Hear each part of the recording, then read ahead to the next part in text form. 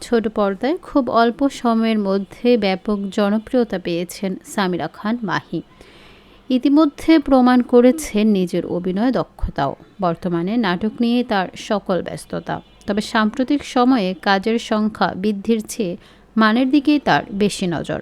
তাই নতুন কোনো কাজে যুক্ত হতে ভাবছেন বারংবার।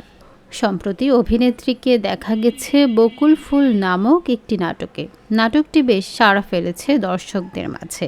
এতে মাহির বিপরীতে অভিনয় করছেন আরশ খান।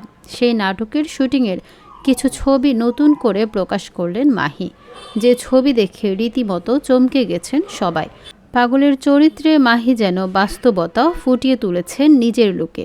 যারা নাটকটি দেখেছেন তারা মাহির প্রশংসায় পঞ্চমুখ হচ্ছেন।